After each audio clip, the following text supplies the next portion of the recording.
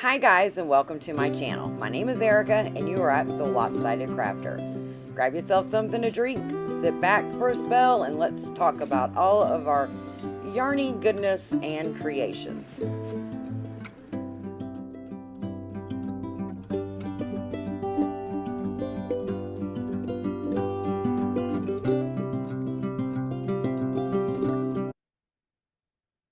Hi guys, and welcome to my channel. My name is Erica and I am the Lopsided Crafter. So today we are going to start our newest tutorial on the new sock looms by Cindy Wood Crafts. These came out on the market on October 1st. If you're watching this video before October 1st, then they will be available to you October 1st, 2023.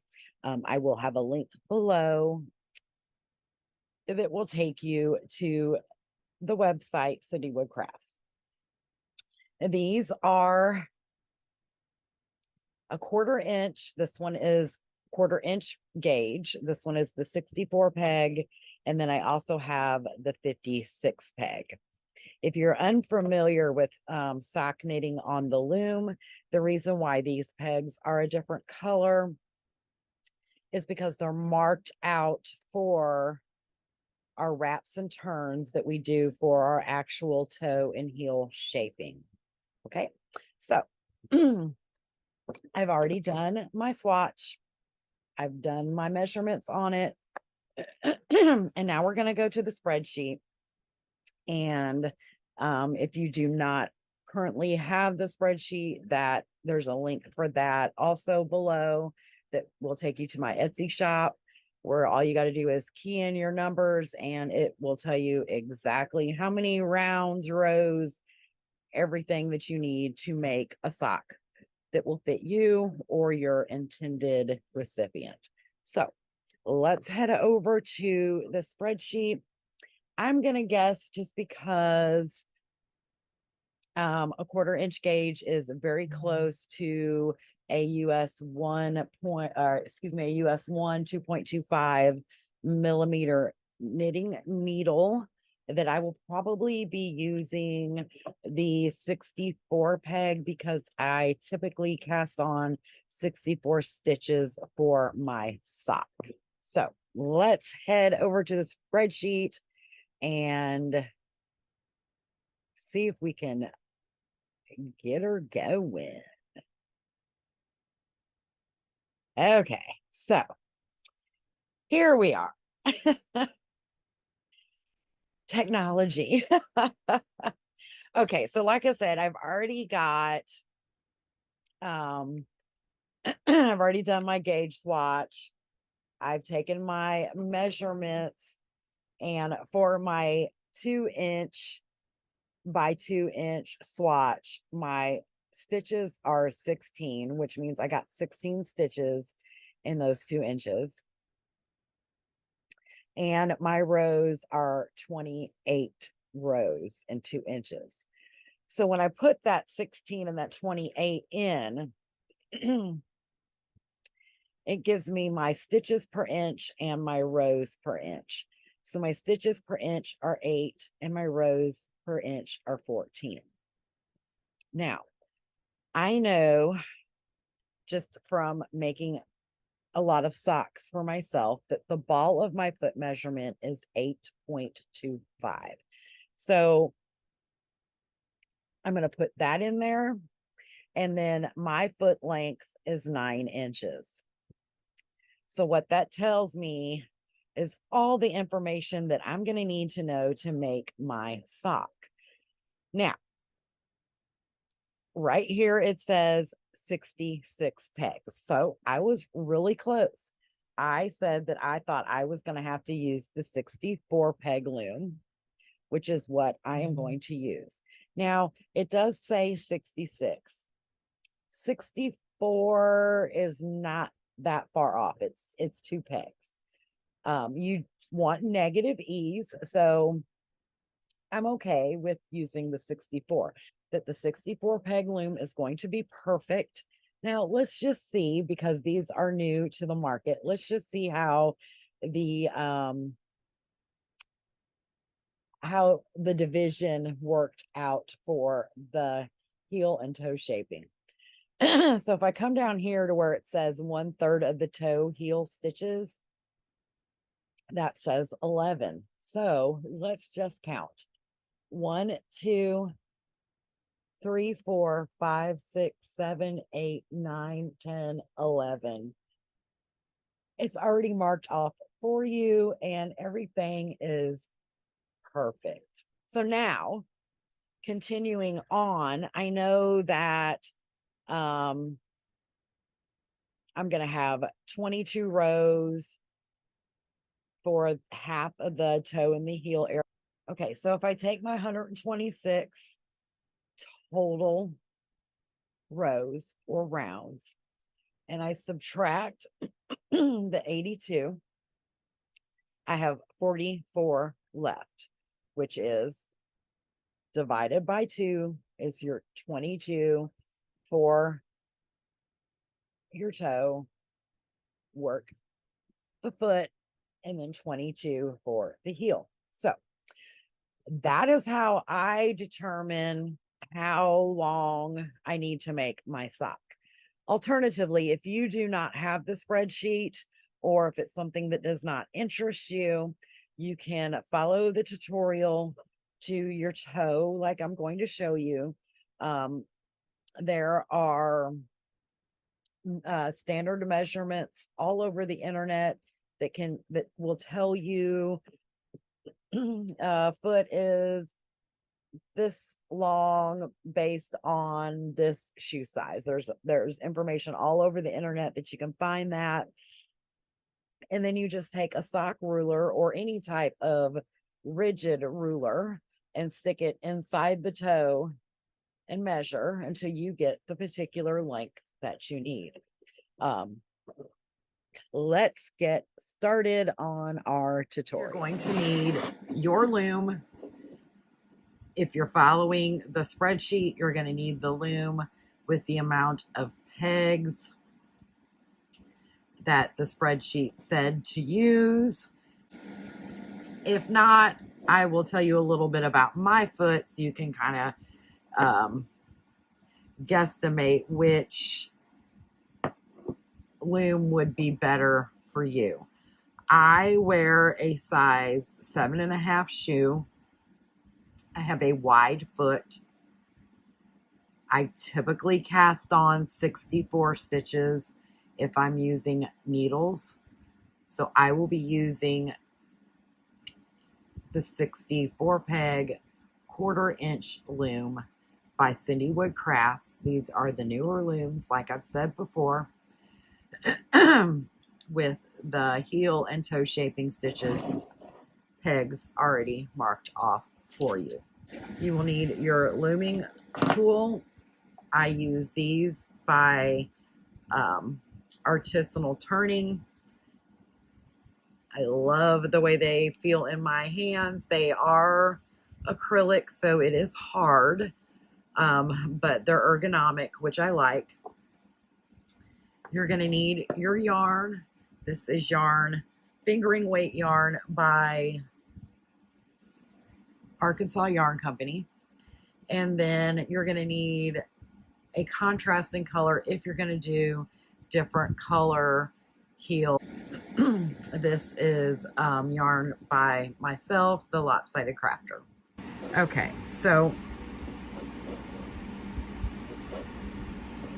this is the peg that we're going to be starting with. This is the peg that we're going to start our cast on with. If you are right-handed, you will want to work with the marked pegs on the left side. And the reason is because most right-handed people find it easier to purl on going clockwise, where left-handed people find it more easy to purl going counterclockwise. So if you are right-handed, your loom is going to look like this when you start your cast on. If you are left-handed, it is going to look like this. Although this stitch marker marking your peg 1 will actually be down here on this side. Okay, so the first thing we're going to do is put our yarn around this little stopper here. If you don't have a stopper on your loom, you can just alternatively give yourself enough slack and hold the working yarn. And the working yarn is going to come in between the first 2 marked pegs. What we're going to do, I'm going to try to do this in a way that you can see it without my hands getting in the way. So you have your working yarn. You're going to come in between this peg and this peg. Now, if you're left-handed, you're actually going to be starting on the opposite side, and your marked pegs will be over here. So you're going to come in between those first 2 pegs. You're going to wrap it around the front. You're going to go over here to the next side and wrap it there. And you're going to continue to do that all the way around the loom. Now this, let me stop here just a second and show you. This is why you want to have extra tail, because after we get casted on and we get at least half of our stitches knitted off, we're going to come back around here and we're going to take this tail off of this holder right here, and we're going to kind of fish it underneath all of this. Then that tail then will actually be wrapped around that peg. I hope that made sense. Of course, I'll show you when we get to that point. Okay, so continue wrapping each peg. Make sure that you get every single one of them. And you don't want to do it tight, but you want to do it taut. That's simply because you want to keep your tension the same. Now you've got to pay extra attention. See how it just wrapped around 2 pegs? Sometimes with the smaller gauge looms, it is real easy to do that. So just take your time. Once you've done it several times, it'll be real easy to cast on. Now, the Kitchener cast on does use more yarn than doing a cuff down type sock, but I just I hold on to those scraps and then put them into blankets, or if I'm doing a scrappy sock, something like that, then I've still got a little bit of extra yarn that I can just pop into another project. You know, like I said, either a scrappy blanket or scrappy socks. Maybe I need a pop of color for a shawl or a cowl or something like that.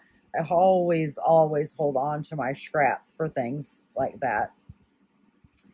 So you kind of want to just, you know, push them down a little bit as you're going so that it doesn't pop off, because if one pops off, the whole thing will unravel on you.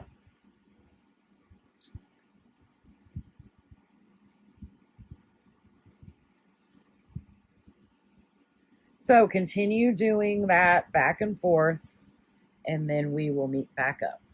I did just want to say that you might find it easier if you turn the loom sideways while you're casting on. Sometimes it's depending on the shape of the loom, it might be a little easier to actually see those pegs. So we are almost casted on.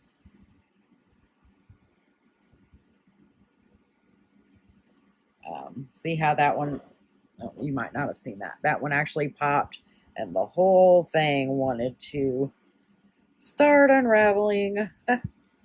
Have done that many a times. Okay, so I want to show you right here. Oops, sorry for hitting the camera. This one right here was actually skipped. So you just simply take it back off the one next to it and put it back on. Now, when you get down here to this other side, things are going to be a little tighter. But as long as you wrap every peg in the same direction that you've been doing, you should be fine. Sometimes it's a little harder to see the pegs when you're using a yarn that is the same color. Okay, so I'm almost down here at the end. As you can see, I've got these couple pegs right here left that aren't wrapped. So what we're going to do, and I'm just going to move this camera a little bit so you can see. So we're coming around and we're still making sure that we're going around every peg. And now we're going to wrap our very last peg. And if we did it right, we should be going in the direction that works for us.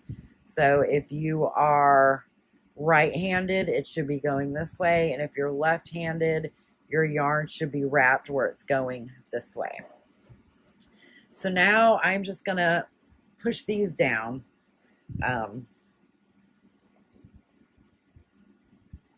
Because we don't want them to pop off while we're casting on. So you see this is taut. It's not tight, you know, where the pegs aren't like bending in towards each other, but it is taut enough to where it's going to stay on there. And you definitely want that for this cast on. So now I'm going to show you the next step, because we haven't officially finished our cast on. We're still working on it. Okay, so we're gonna wrap around this peg right here. and essentially the very first peg is skipped because we only have that yarn around that one peg. Let me adjust the camera again so that you can see what we're doing here. Okay. So we have our working yarn coming around our peg, and we're going to put it on top, and we're going to knit off. Now, you need to be extremely slow and careful when you do this part, because if one of these stitches pops off, the whole thing will unravel, and then you will have to restart. So just take your time, knit those stitches off. I'm assuming because you're sock knitting that you already know how to knit and purl. I have other videos on my channel that show you how to knit and purl. So so you can look those up if you need to. You're just going to go really, really slow, because what you're doing right now is you're essentially locking all these in. Okay, so continue to do that. And when you get around over here to the other side, where our tail is, I will show you what to do. Okay, once I get to the other side, I will take that working or that tail and take it off the stopper peg. And I'm kind of putting it right down here between these two pegs. And I'm just going to push it through the bottom. So I say you want to give yourself a long enough tail, because it can be tricky to pull this down if you have to use a crochet hook or something. So now that I've got that wrapped around, I am just going to put it back on this stopper peg for a few rounds, just to kind of hold it in place. And I'm just going to continue knitting around. And now that one might be a little tight just because it's around your stopper peg. But we're going to continue knitting these stitches off. Back to the beginning.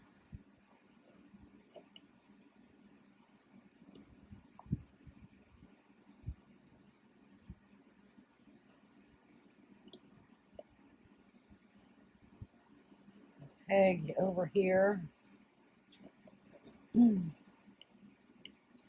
then I'm going to show you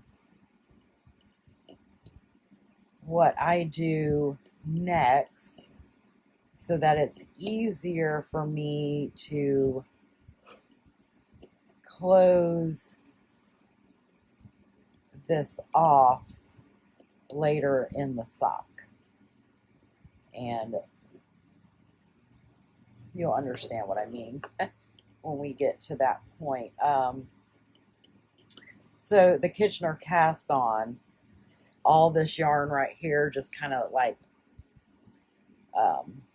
loosely just goes along with the actual project with your sock, and it kind of just hangs out in the back of the sock, and you've got to make all of this disappear essentially.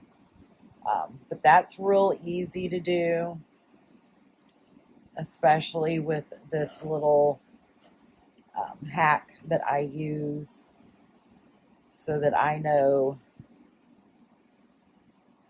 exactly which yarn to pull on.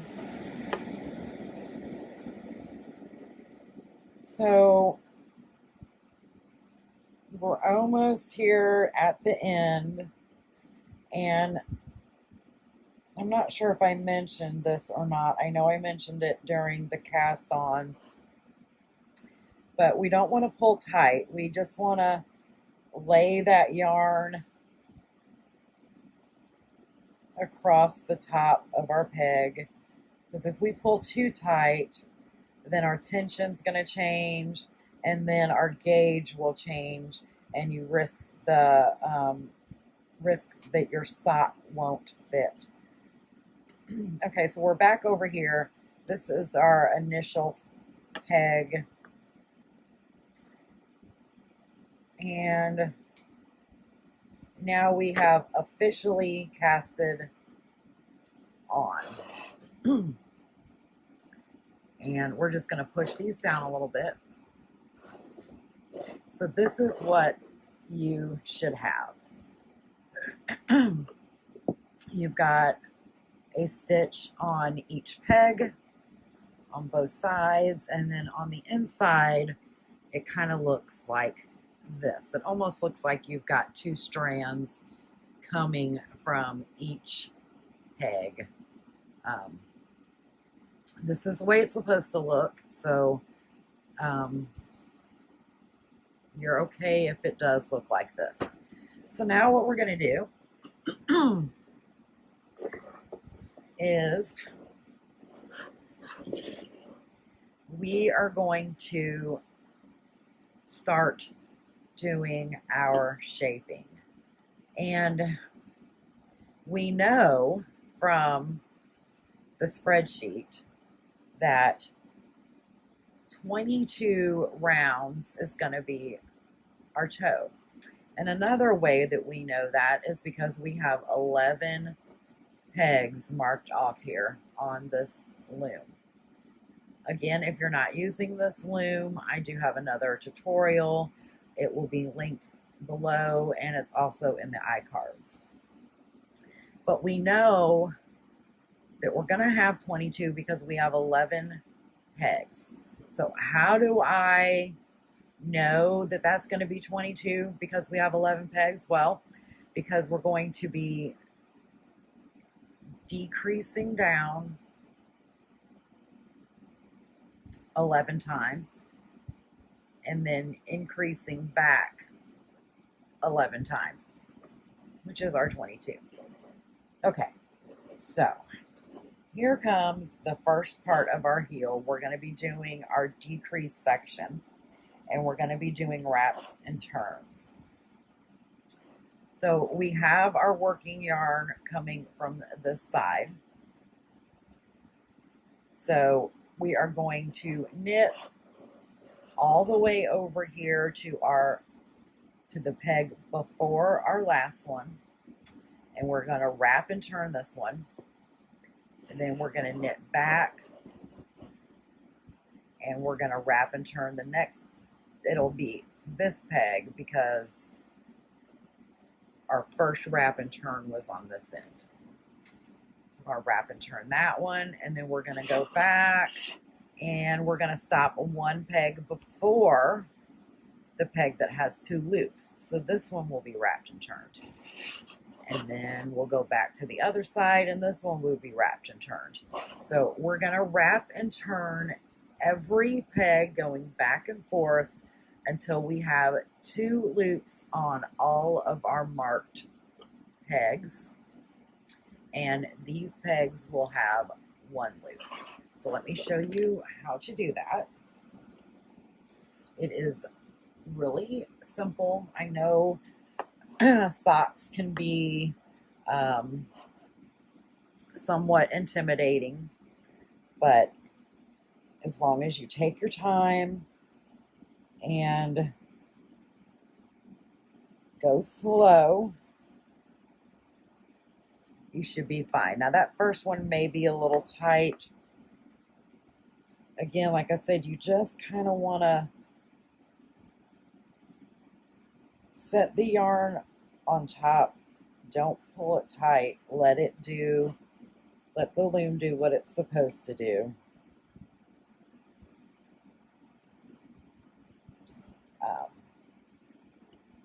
I typically hold the working yarn in my hand. I'm a crocheter and knitter as well, so I have, well, continental knitter, I shall say. And so I've always held the yarn in my left hand. So doing this motion for me is really no different than those. I find I have more control over the yarn doing it that way. But of course, do whatever is more comfortable for you. Because at the end of the day, this is your project. I'm just showing you how I do it.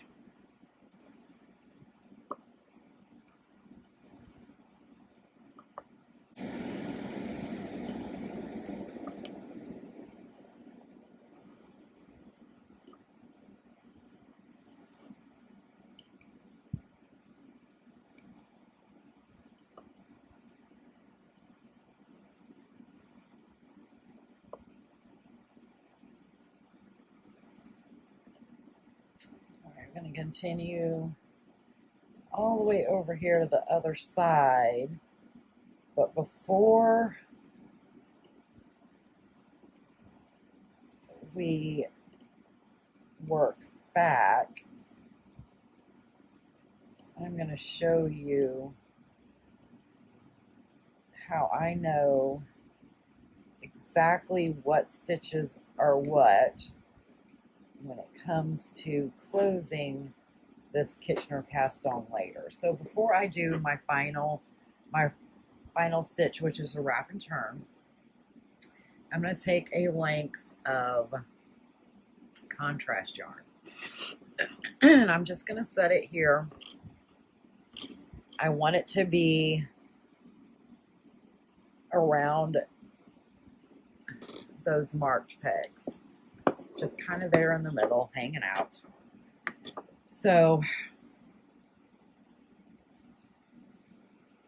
what you want to do, again, leave yourself enough length so that you can fish that through. So I have that one side in, coming out the bottom here. I'm just going to pull a little bit of a length there so it doesn't come out as I'm doing the same thing here on the other side. Through, pull it down from the other side, and then what I like to do is just flip the loom over, and I just kind of tie this into a bow here, out of the way. I always tie it into a bow so that I can reuse the yarn for the next sock. Okay, so now we're back over here to our other side. I'm going to pull out a little bit of length of yarn, and we're going to do our first wrap and turn. So you may be able to see that yarn right there kind of popped up above our stitch. You want to make sure that it is actually below the stitch because we're not working that yarn. It's just kind of more or less like a placemaker. We're here to our last marked peg. I'm just going to pick that stitch off very carefully. I'm going to leave it on the hook, and I'm going to take that working yarn and I'm going to wrap it around that peg and put it back on. So now what's happened is, now disregard this because this is our place marker yarn. Now you can see that the yarn, if I pull it, it's coming from this peg. You see that yarn moving? So by putting that yarn behind this peg, it allows us to turn without actually working that yarn. So that is why it's called a wrap, because we wrapped it around that peg and now we're turning. So now what we're going to do is knit back to the other side the same way that we've been doing.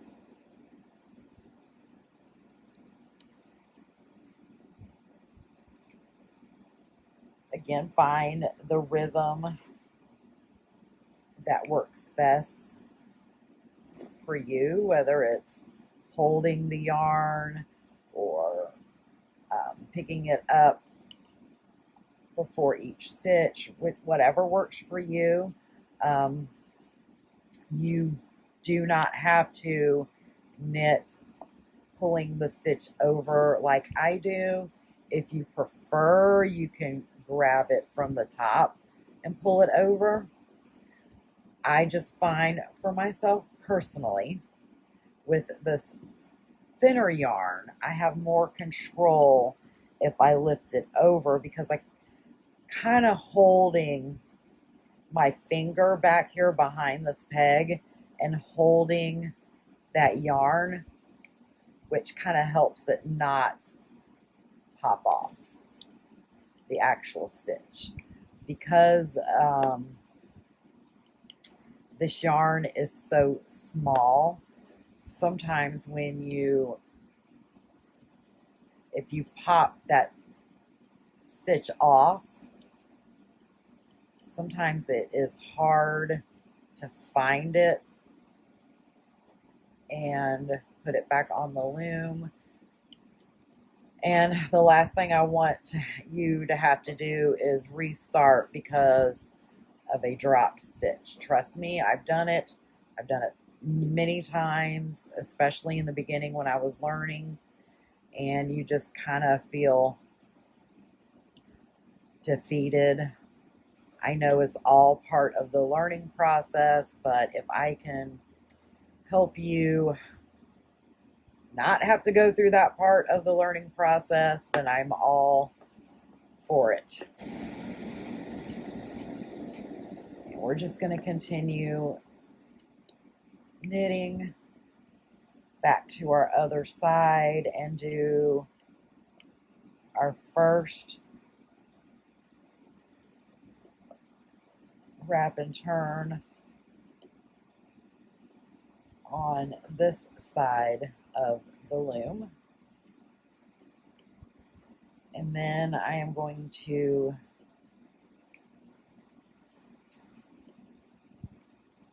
turn you loose and let you get all the wraps and turns for the decrease section done. And then we will pick back up and do the increase section.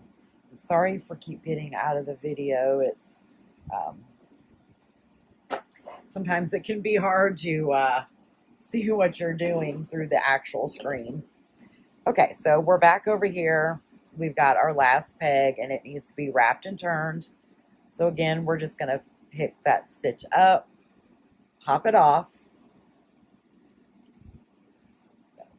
bring that working yarn around that peg, put our loop back on, and now we have one stitch that is wrapped on the side and one that is wrapped on this side. And how you know that it's wrapped is because it has two stitches. Okay, so now you're going to continue and you're going to work over here. You're going to wrap this one, work back, wrap your next peg over here, and you're going to do that, like I said, back and forth until all of your marked stitches have two loops on them. Okay, so at this point we should have all of our increases done. We have two loops on all of our marked pegs on this side and two loops on all of the pegs on this side. This is what it looks like on the inside. So you have this little bit that is worked and this back here that is just kind of flopping in the wind. And that is what you're supposed to have at this point. So now we are going to start our increases. And we're going to be doing essentially the same thing that we did for the decreases. We're going to start here and we're going to work back to this peg and work these two loops off. Then we'll come back and work these two loops off, work those two off, and we'll continue doing that back and forth until we have this peg left and this peg left, and then I will show you what to do from there. So now let me turn my camera a little bit.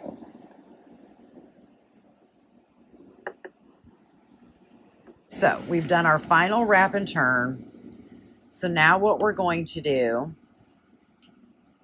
is simply knit back to the first peg that we have 2 loops on. And at this point, we're still holding the yarn taut, but not tight.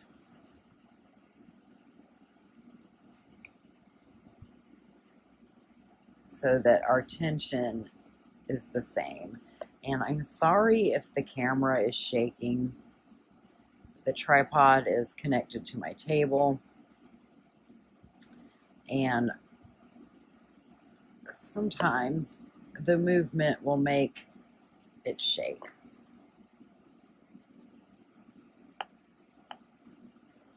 Okay, so we're almost here.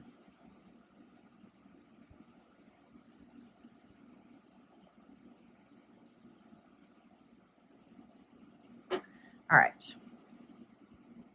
So now we've come to the first peg that has 2 loops on it. Okay. So what we're going to do is simply bring our yarn to the front and wrap the yarn around the back of that peg and then knit those 2 stitches off.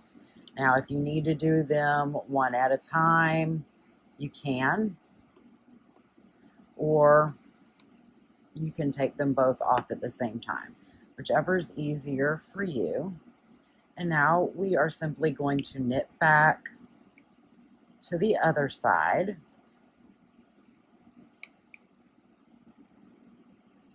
and do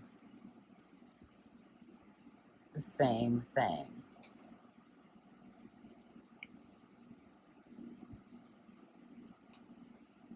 Trying to go a little slow here so I don't shake the camera too terribly much.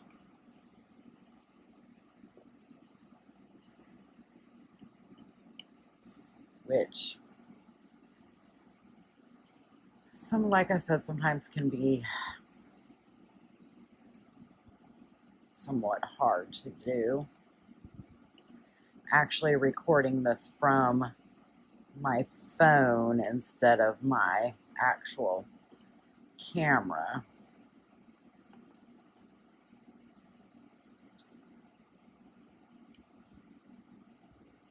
So it's not quite as stable as I would like it to be. Okay, so here we are back to the other side where we've got 2 loops. We're going to bring that yarn around to the front.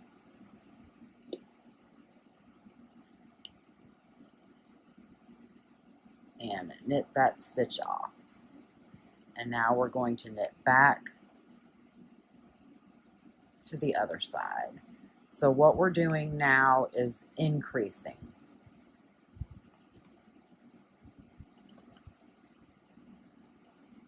Our little toe area. We've already, like I said, done our decreases, and now we're doing the increases, which will create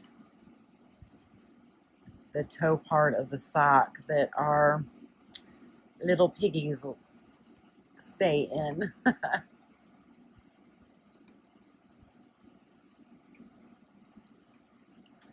Now, alternately, you can, if you have a wider toe bed, you can do wider than the 11 stitches or shorter than the 11 stitches. I just find that dividing the loom in thirds works the best because then everything is symmetrical.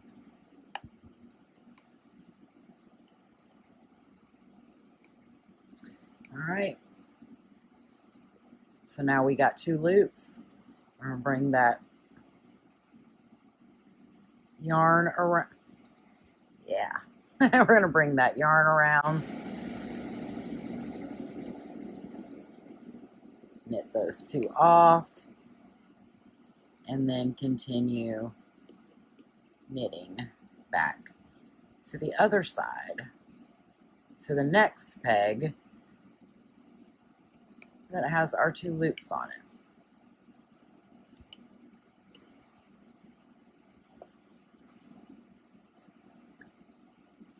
once you develop your rhythm, you can knit a pair of socks in no time. Okay, so here's our next one that's got the 2 loops on it.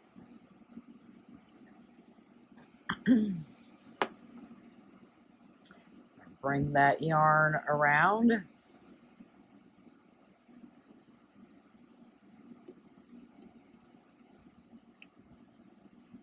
Knit the stitch off, and then continue knitting back this way to the next peg that's got the 2 loops. Continue doing that until you've got 1 left on this side and 1 left on this side. Okay, so I have just worked my last stitch on this side. So I have 1 here and 1 over here. Okay. So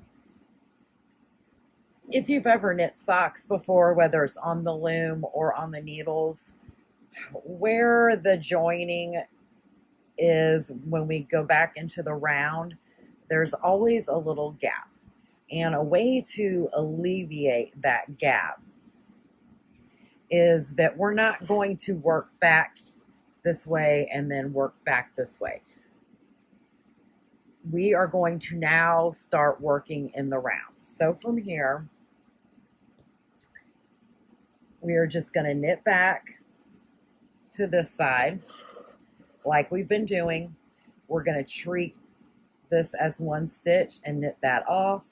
And then we're going to start knitting on this side until we get all the way back around to our peg here with the 2 loops, and that will mark the beginning of our rounds from here on out.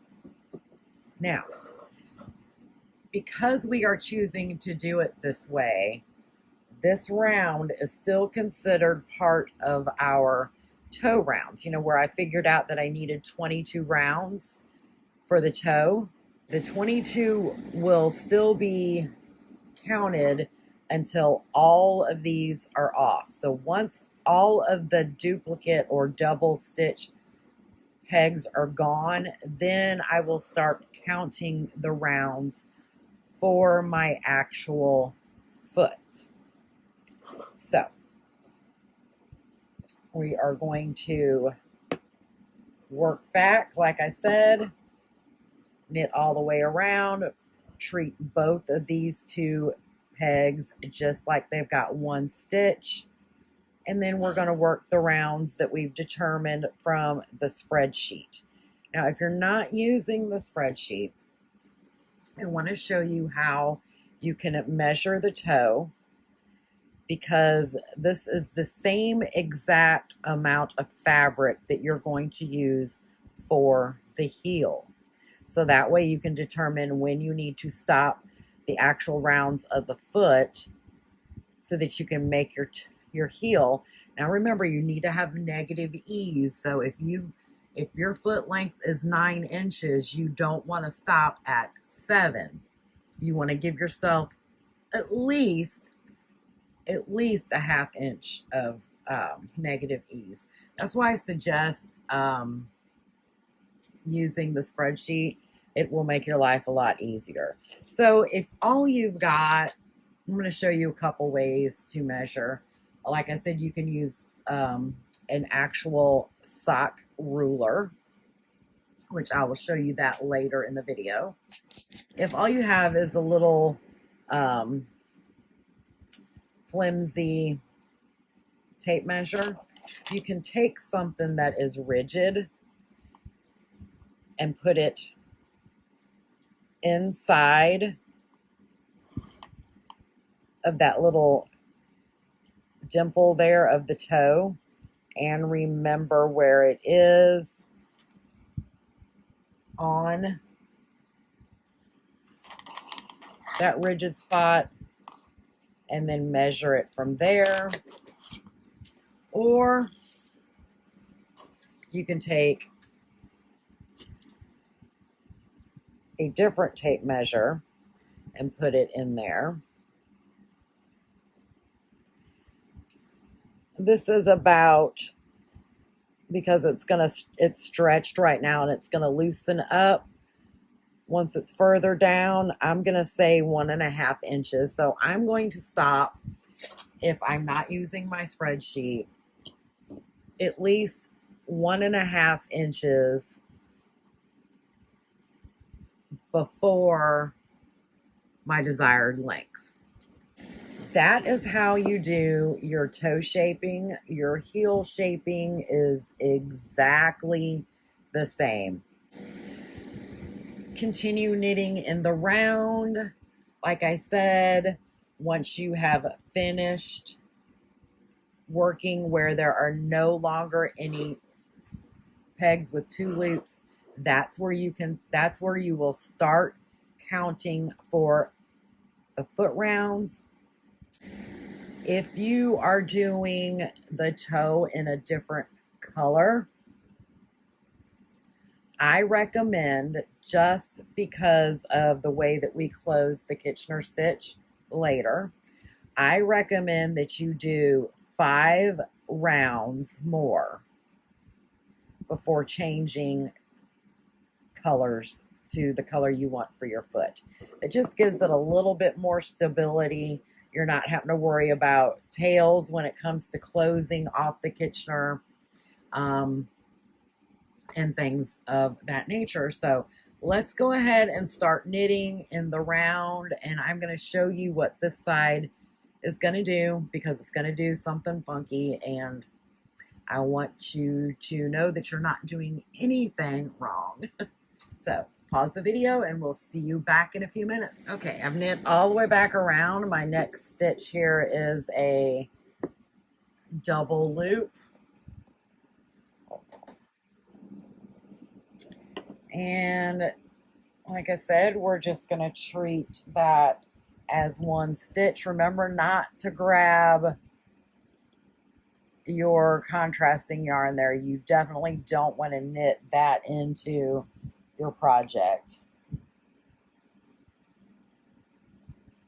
So now that we've got a couple rounds down, I'm going to do something with this stitch so that it is not accidentally knit into the project. It's kind of hard to tell, but if you look at your sock and you kind of look here in between, you can see that this contrasting yarn right here is kind of knitted into the base of your stitches right here. So what we're going to do is I'm just going to pop that loop off that we just made, and I'm just going to pop that off and put the loop back on. That I have knit that stitch off right there, that double loop. I'm just going to continue knitting around on this side. Now remember, this is still part of our toe if we are counting. So just continue knitting. Like I said, now this side is going to be funky and loose. Now this, on this side, until these stitches are established, I would hold the yarn a little bit tighter than you did on the other side.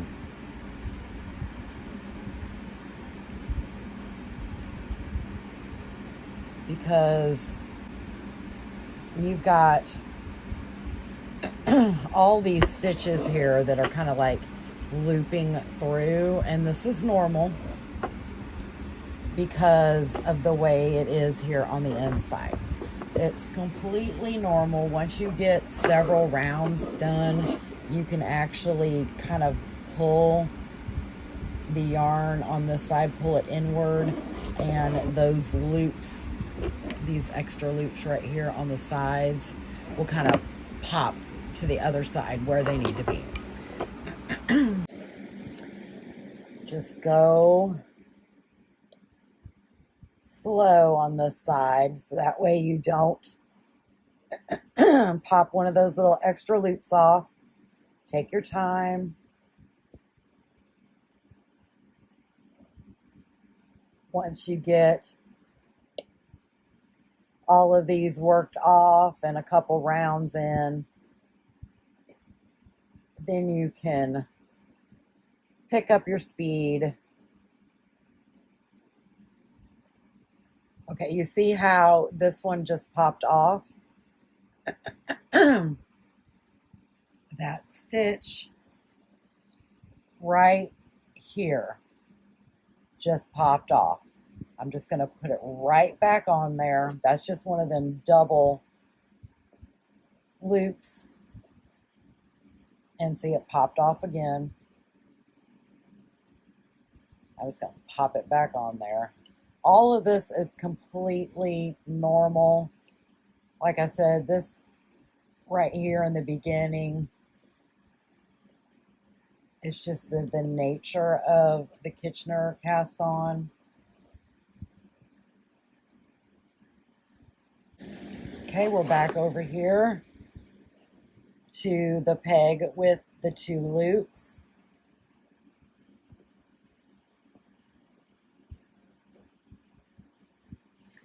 We're going to go around one more time until we get back to this peg. Then we will start counting the rows from there for our foot. Pause your video and we will be back to check in a second. When you get back around to the other side, it should be a little easier to control the funky stitches, as I like to call them.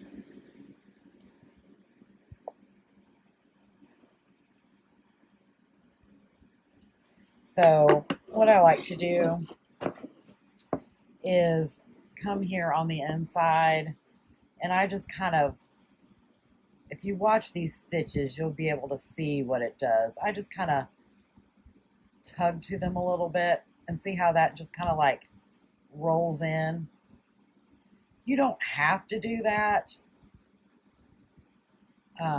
because it will naturally do it later.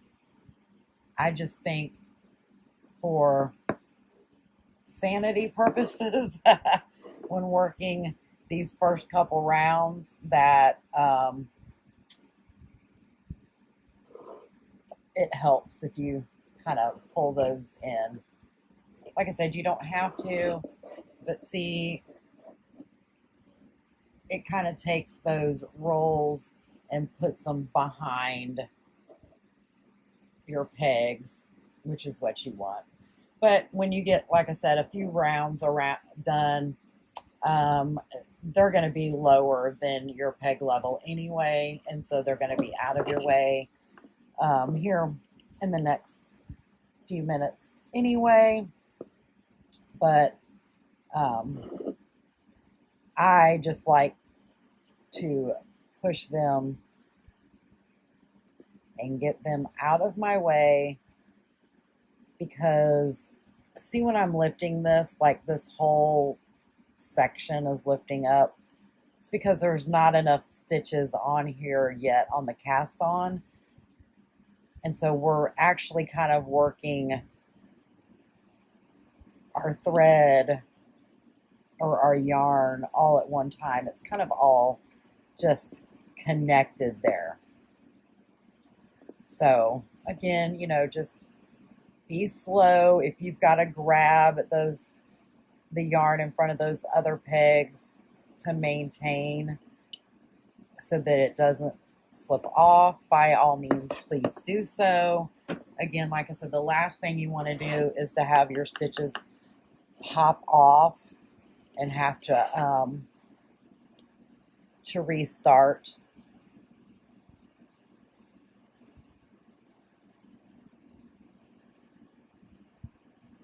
Like I said, just, you know, pull them down a little bit out of the way, the more rounds that you get done right here in the beginning, the easier it is going to be for them just to kind of stay back here on this side. I just go slow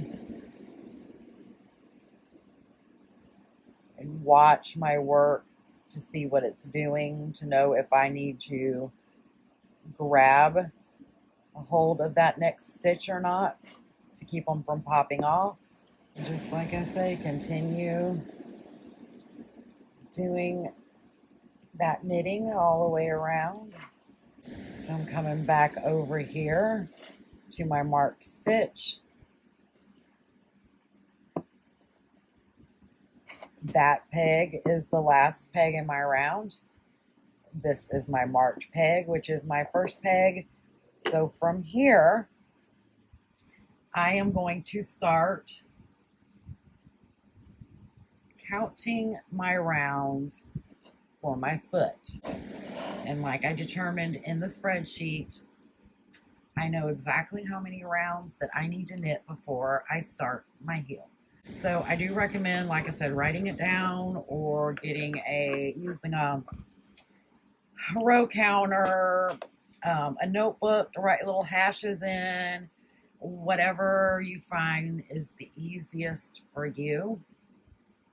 So yeah, let's continue to do that, and I will meet you back when it is time to do the heel shaping. Okay guys, welcome back. I have finished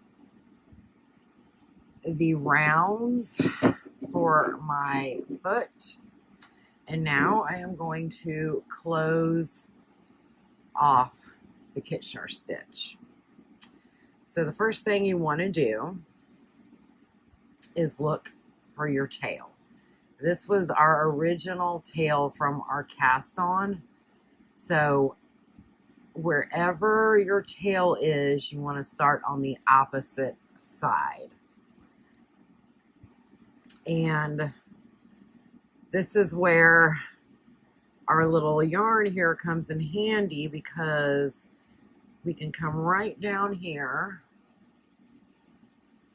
and see where the yarn goes through those stitches. So what I do is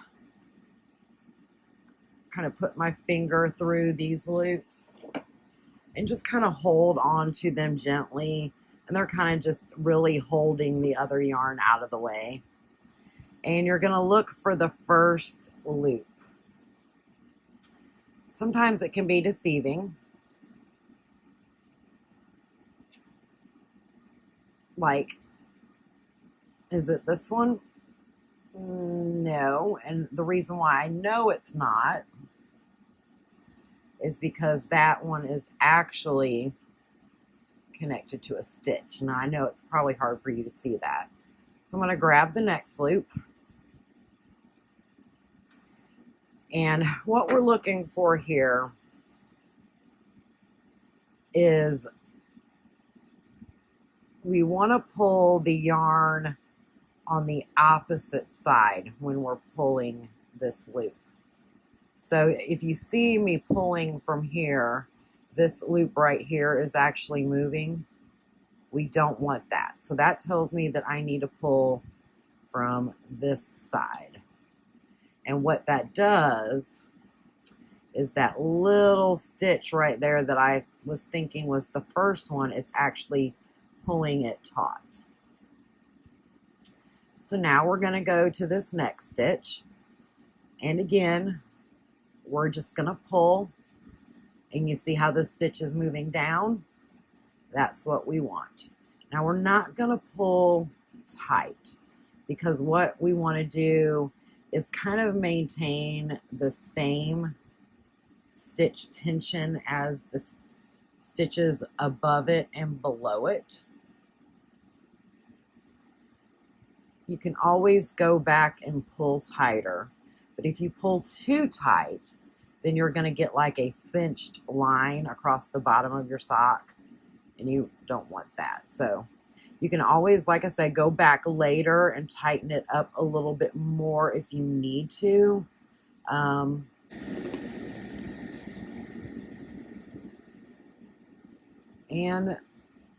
tighten it down. You see how that yarn is pulling through that stitch? That's exactly what we want. Again, we're just pulling it slow. You don't want to pull it too fast, especially if you are using any type of yarn that has wool in it, because the friction will cause your yarn to felt. All right, so here's our next stitch. And usually, you know, if you pull from this side on this one, then you're going to pull from the top on the other one.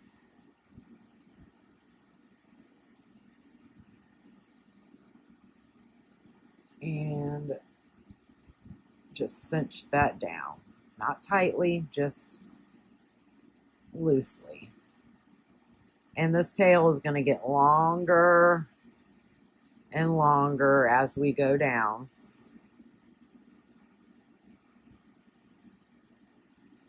But you see how that's closing up right there?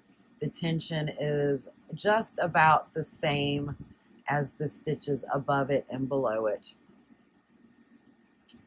Definitely don't want it tight, but to me that looks pretty darn good. So that's how we close the Kitchener. We just keep pulling those stitches across. Tug to it to see. Looks pretty good to me. We're just going to keep going. Don't let this part intimidate you.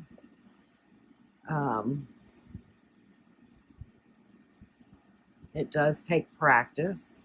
Don't expect to like come right out the gate swinging, you know. The first sock I did, I pulled it so darn tight that it looked like a seam line, you know, in a sock, like from a store-bought sock. Yeah, it was really tight, but I learned from it and fixed my mistakes on the next sock. So it's all a learning process. And I'm going to leave this working yarn or tail yarn, marker yarn. I'm going to leave that in there until I'm completely done, because it helps me also find the last stitch on the other side. Work your way across to the other side, and I'll show you what to do right here towards the end. Okay, so I want to show you what you need to do if you run into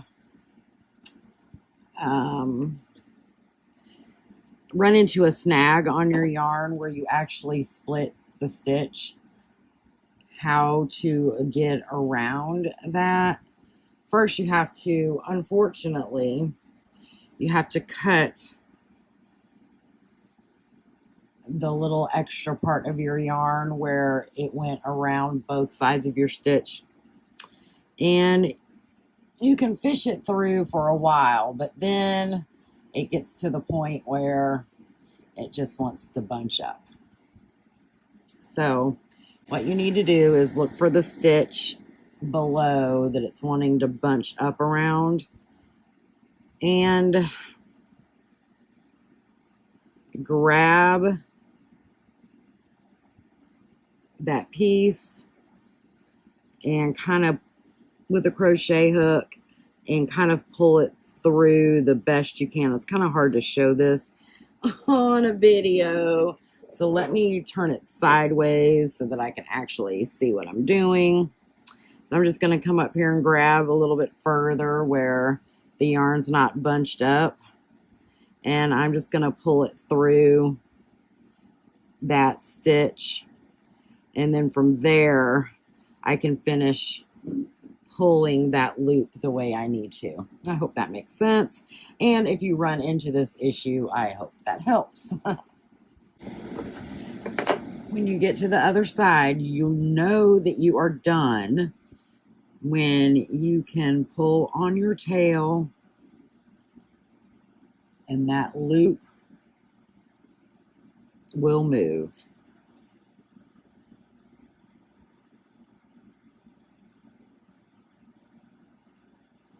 This is one of the downsides to using wool yarn, but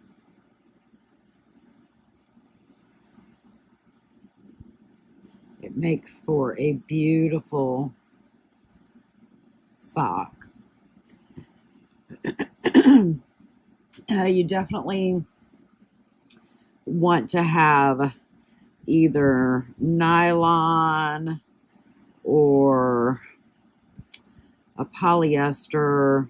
If you're using like an acrylic polyester blend would work. You got to have that additive for not only stability on the sock, but bounce back, which is officially closed. Now, I do have a little bit of a seam here because of the way that I had to close it with the split yarn, but I'm okay with that because that's going to block out. From here, I'm just going to pull out this marking yarn, and then we will cut this and fish it in through the inside of the sock. So we're just going to gently pull that just through enough to where you can grab it with your hands if you don't have a darning needle handy. I'm just going to leave that on the inside of the sock. And there we go. So I have the toe and the foot of the sock done.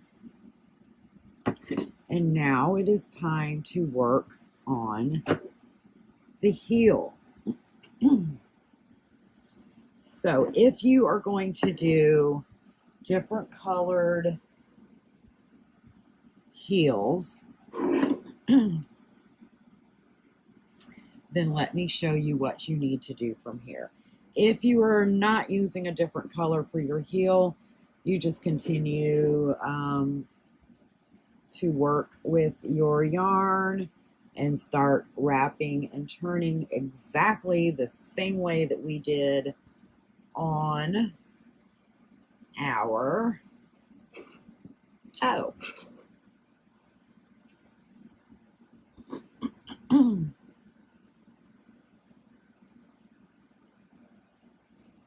So we're going to leave our working yarn.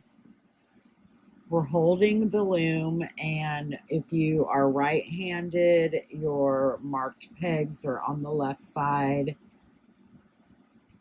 If you are left-handed, your marked pegs are on the right side. So I am just going to take my different colored yarn,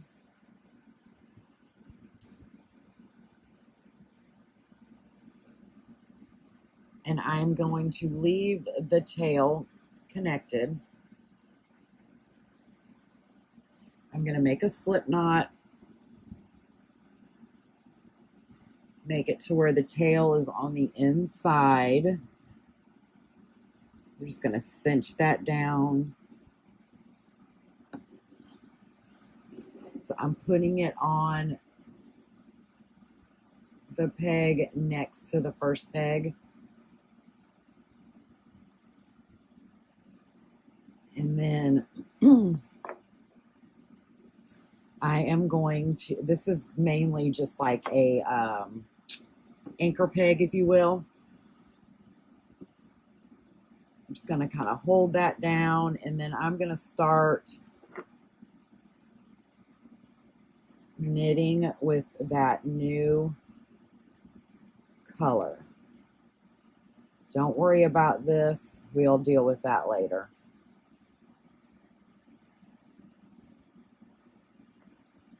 And now we're going to continue and do the same exact thing that we did for the toe.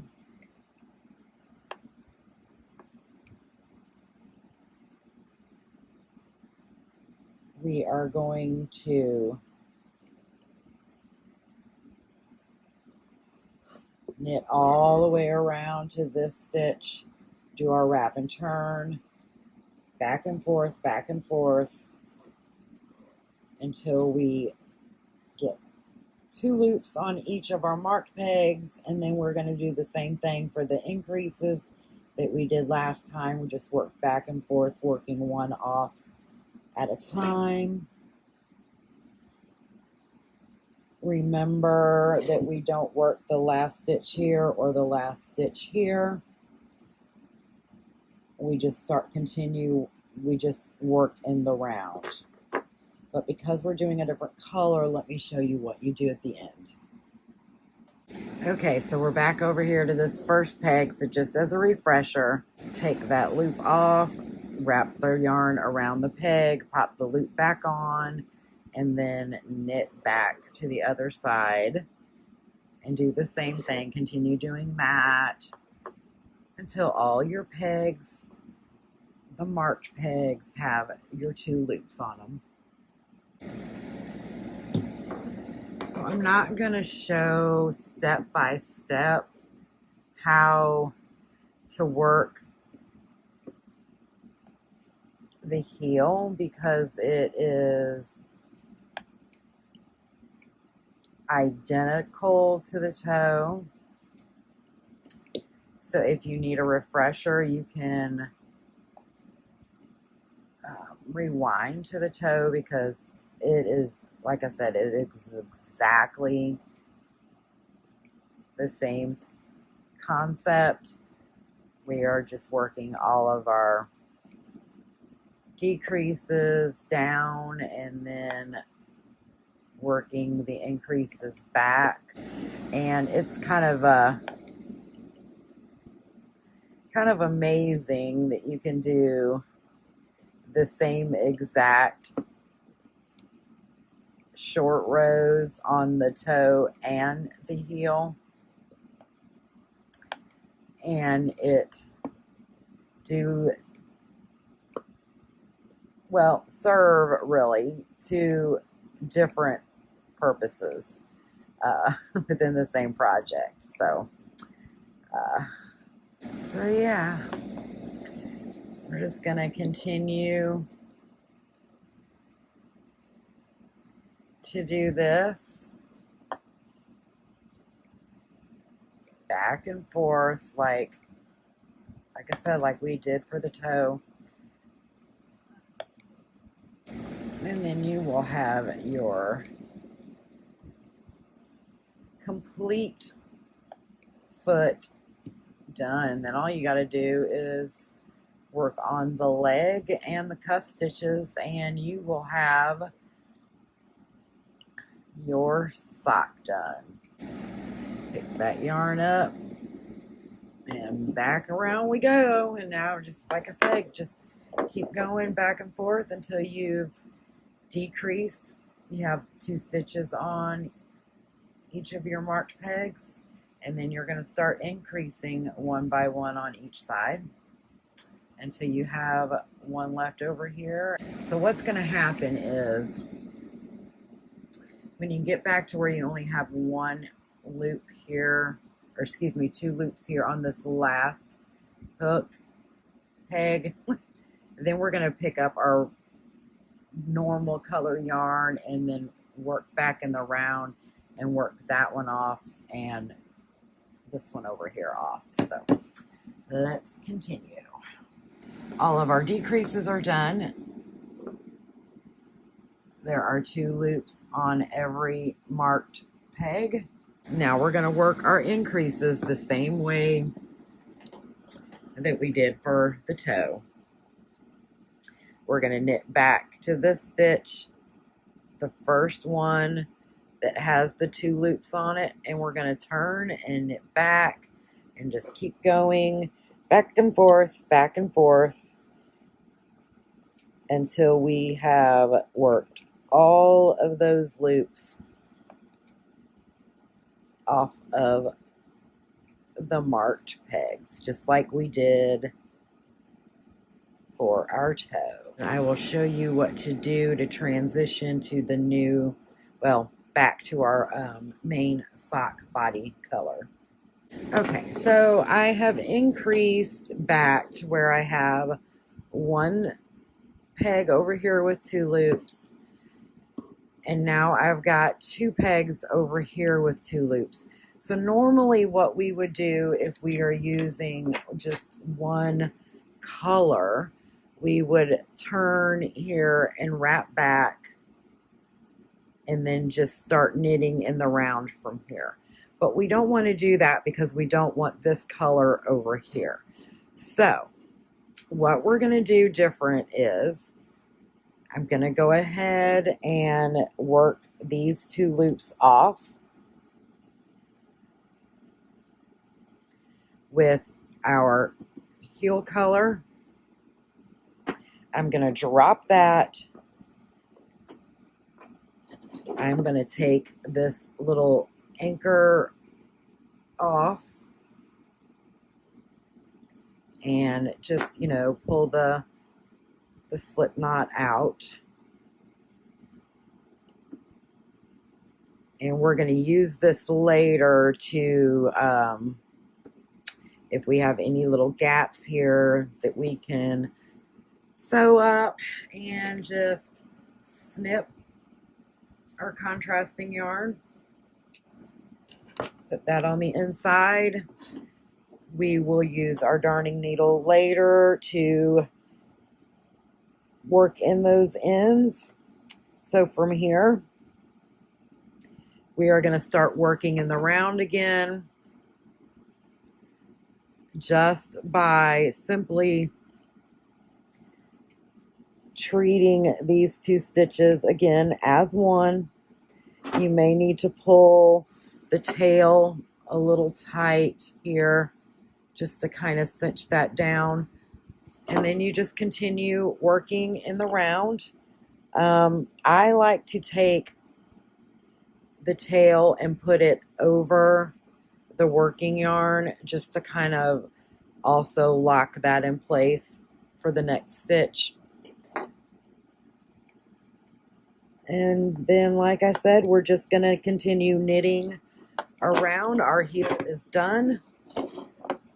Now we need to work on our leg. So you'll have this little divot. That is completely normal.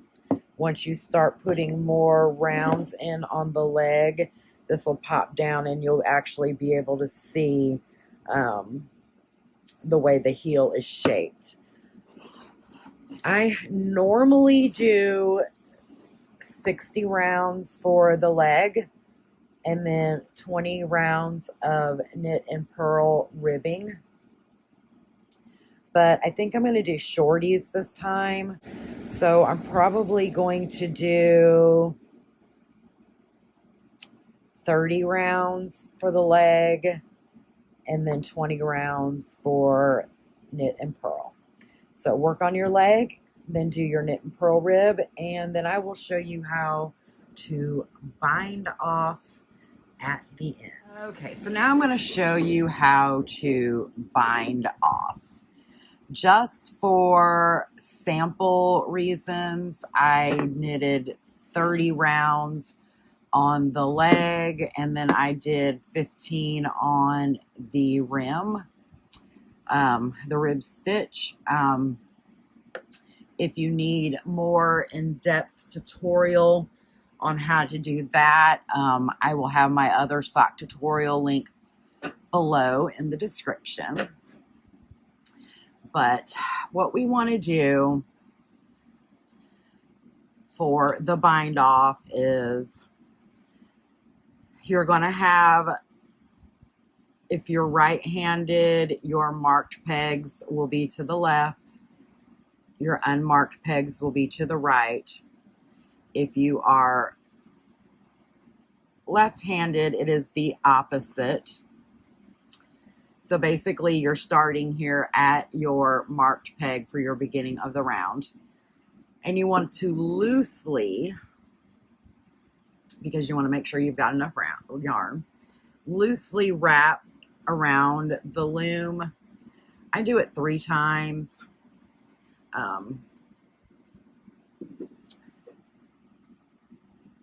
Just take that yarn and loosely wrap around.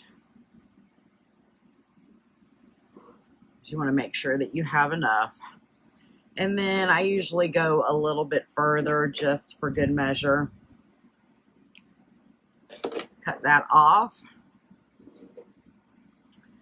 So starting at your marked peg, right-handers are going to work to the left. The left-handed are going to work to the right. We are going to skip this first peg. And our second peg, we want the yarn to go up through the loop. So we're going to bring it below. And we're just going to kind of treat it like a purl stitch. And bring that yarn through that stitch. Now we're going to go back to the stitch that we skipped. And now we want it to come down. So we're going to take the yarn above the loops on the hook. Make sure you get that stitch that was, that piece of yarn that was skipped, that's going across.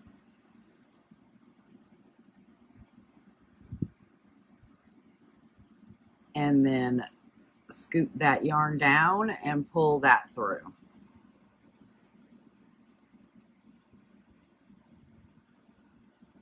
Now we're going to go back and work this way. We're going to skip this peg and start here. So we want the yarn to come up.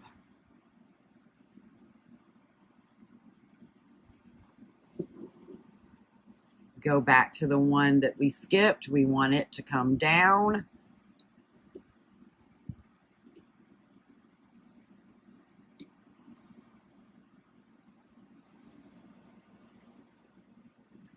Skip this next peg. We want the yarn to come up.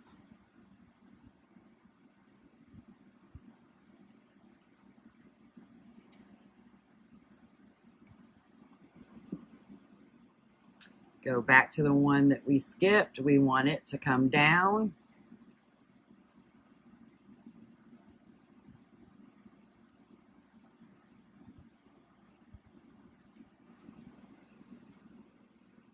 And that is the sequence on how to bind off. This gives it a stretchier bind off for your ankle. You want to make sure that you do this loose, so that way you can fit it over your heel.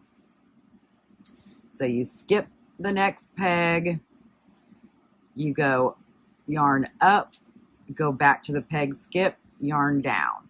Skip the next peg, yarn up, yarn down. Skip, yarn up, yarn down. Skip, yarn up, yarn down. That is your sequence all the way around. When you get back to your beginning peg, we are just going to work that one more time to kind of secure that whole bind off in together. And I will show you how to do that when we get around to the other side.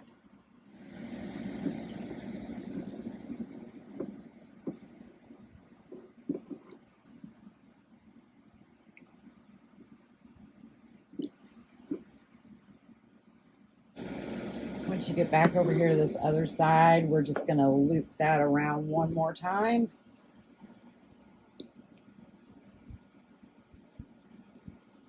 To fasten that off together. And you are done. Now all you need to do is start popping the stitches off of the lid. And there you have it. So we have a sock with a different color heel. Right here is where we joined the yarn, so you can secure that down a little bit with your tail. Over here is where we did the extra when we went around and we picked up that second stitch, the double stitch. If you do not like the looks of that, alternatively, you can complete all of the double stitches off and then start back with your normal color. It doesn't bother me. I know it's just the nature of what's going to happen. Or if you have some extra tail yarn from your sock body, you can duplicate stitch over that and hide that. Like I said, it doesn't bother me because I know that's just kind of what's going to happen on the loom. But there we have our sock. I have made an adjustment in the formula on the spreadsheet. So if you are watching this video as of September 30th, 2023, and you have purchased a spreadsheet prior to that, reach out to me. I'll send you the updated file. If you purchase the spreadsheet afterwards, you will have the updated file.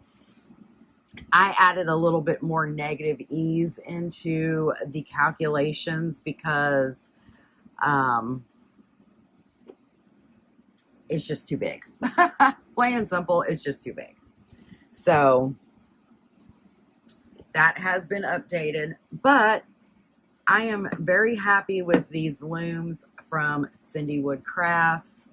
I love the fact that they are marked. I don't have to mark them off other than just my beginning peg. So maybe if I order some in the future, I might have one peg that is not pink. So I'll know which side I'm working from. I mean, it's no big deal to pop a stitch marker on there, but yeah, so I'm happy, extremely happy with the way this came out. I will link my other tutorial below that goes into a little bit more in depth on the actual stitches as far as the knitting and the purling. So this tutorial was mainly for working on the new loom and doing the different colored heel. So I hope you guys enjoyed this video. Please let me know below. If you are new around here, I would appreciate a like and maybe subscribe if you so want to. And to all my returning viewers, thank you so much. And remember, these will be available October 1st, 2023. The link for that, as well as the link for my spreadsheet to make your socks, are all in the description below. And until next time, guys, happy looming. Bye.